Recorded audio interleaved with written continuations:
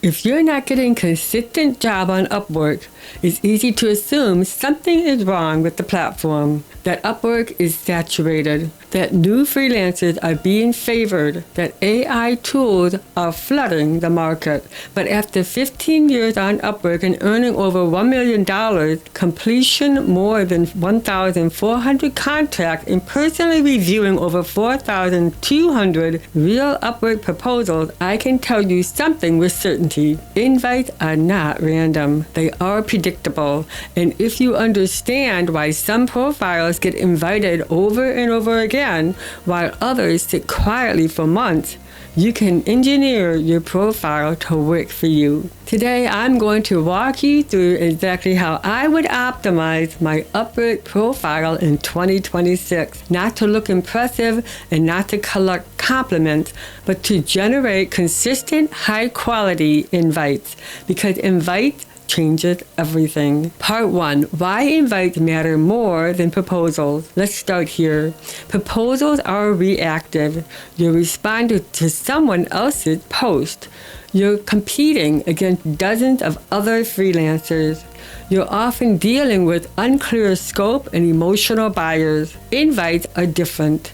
When a client invites you, you're already shortlisted. You're pre-qualified. The client is more serious. The budget is usually clearer, and the conversation starts warmer. In my experience, invite-based work consistently lead to higher close rate, better communication, longer client relationships, less price negotiation. If you want stability on your Upwork in 2026, you don't just optimize to apply better, you optimize to be found. Part 2. The biggest myth about profile optimization. Most freelancers think profile optimization means better design, stronger adjective, more skills listed, more certifications added. So they decorate, they polish, and they tweak wording endlessly. But Upwork is not evaluating your profile. Clients are. And clients are not reading your profile the way you think they are. They are skimming. They are scanning for relevance. And they are asking one silent question.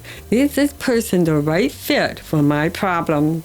If your profile doesn't answer that immediately, they move on. Part 3. How Upwork invite system actually works. Upwork invite system is driven by signals, not opinions. The platform surfaces freelancers based on category relevance, search keyword alignment, historical performance in that lane, client satisfaction patterns, engagement consistency. From my own data, 3 categories consistently generated the most inbound interest in repeat invites. Video, 860 jobs, and over $116,000 earned. Website development, 330 jobs, over $56,000 earned. Learning instructional design, e-learning instructional design, over 80 jobs and over $13,000 earned. These were not random wins. These categories shared something critical: high power intent. Clients in these categories know what they want, have internal deadlines, need execution, not exploration, and often come back for more. If your profile aligned with high intent behavior, invite increase naturally. Part number 4, why most profiles are invisible. Here is the uncomfortable truth. Most profiles are not bad. They are just unclear.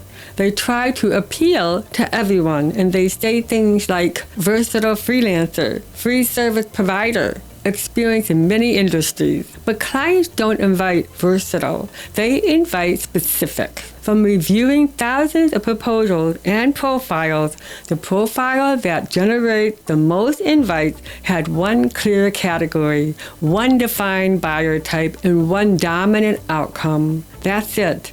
Clarity beats creativity every time. Part number 5, your headline is a search filter. Your headline is not branding, it's a filter. It determines whether you appear in search, a client clicks, an invite gets sent. If your headline tries to sound impressive instead of useful, it fails. When I optimized for invites, my headlines were outcome focused. They answered what I do, who it's for, why it matters. Clients don't want poetry. They want certainty. Part number 6. The first 150 words decides everything. Most clients never scroll. They read the first paragraph. Then they decide, if I were starting again in 2026, my opening section would do 3 things immediately. Acknowledge the client's problem, demonstrate understanding of risk, reassure execution confidence. Not credentials, not my life story. Clients invite freelancers who make them feel understood, safe, confident. That emotional clarity matters more than the technical depth at this stage. Part number 7, proof is the invite engine. This is where your experience becomes leverage. After 1,400 contracts, I've learned that proof beats claim every single time. Saying I help business with videos is weak. Saying I've completed over 860 video projects for training teams, course creators, and internal departments is powerful. Proof creates recognition. Recognition creates invite. Clients want someone who already has solved their problem before. Part number 8, why niche attracts more work. A common fear is if I niche, I limit myself and my opportunities. My data says the opposite. When I focus my profile on video as a primary lane, website as a structural service, and e-learning as a trust-based expansion, my inbound message improved. They were more clear, they were better aligned, and they closed faster. Niching doesn't shrink opportunity, it filters chaos. Part number 9, job success score and trust momentum. Your job success score influences more than proposals. It affects visibility. Upwork wants to protect clients, so it surfaces freelancers who finish project cleanly, communicate consistently, and avoid dispute. Maintaining a 98 to 100% job success score wasn't about perfection. It was about clear scope, strong expectation setting, calm communication, strategic client selection. Trust compounds, and invites follow trust. Part number 10, why consistency matters more than activity burst. Many freelancers optimize their profile, then disappear. Weeks go by, no application, no responses. Upwork notices patterns. Freelancers who stay active in one category respond quickly, maintain steady engagement, remain visible longer. If I were optimizing in 2026, I'd focus on signal cleanliness and not volume. Consistency feeds discoverability. Part number 11, what I would remove from my profile. This is critical. I would remove long to list, buzzwords with no outcome, overly personal backstories, anything that doesn't help a client decide. Profiles are not autobiographies, they are conversion tools. If it doesn't reduce friction, it doesn't belong. Part 12, invite our positioning outcome. Here's the mindset shift that changed everything for me. I don't make more money because I try harder. I make more money because I position better. Invites are not featured. They are a signal. They tell you your category is right, your messaging is aligned, and your proof is landing. When invites slow down, it's not a rejection, it's a feedback. Part number 13, the long-term profile strategy. Profile optimization is not a one-time task. It's a strategic asset.